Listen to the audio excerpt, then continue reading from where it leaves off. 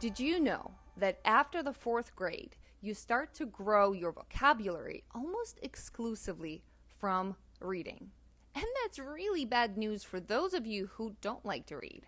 Or perhaps you didn't like to read when you were in the fifth grade, sixth grade. I know I hated to do that. And some of you are auditory learners like myself who think, well, I can just pick up vocabulary from hanging out with smart people and listening to how they talk. Well, let me show you a clip.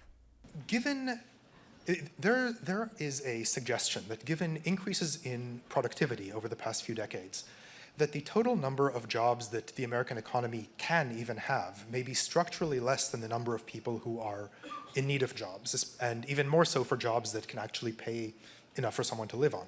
Right. If this is really a fundamental structural reality we're going to have to deal with, how do we adjust to such a world? Well, I'm really glad you asked that because I don't have a quick, glib answer to give you. I'm going to assume that you were paying close attention, so now answer me this. What did Hillary Clinton say?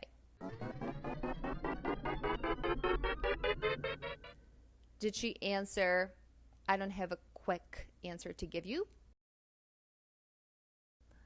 If you said yes, you just became a victim of a common phenomena known as an auditory bias. Let's listen again and see exactly what she said. I'm really glad you asked that because I don't have a quick, glib answer to give you. Hillary Clinton said, I don't have a quick, glib answer to give you. Of course, there's a bunch of you who knew the word glib, so when I said quick answer to give you, you said no, there was a word glib there.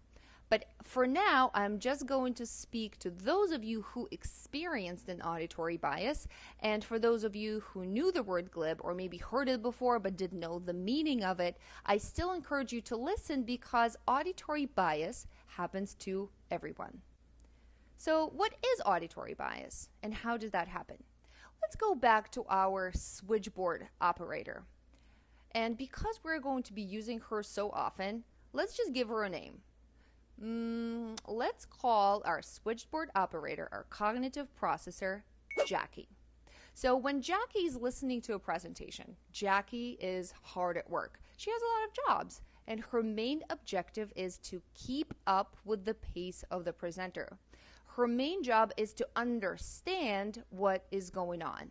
And then when she encounters a word that doesn't exist in her auditory library and not in her visual library, she just skips that word, and then she tries to make sense of what is said without that word.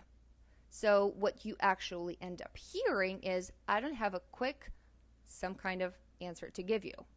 The word glib doesn't even get imprinted into your brain.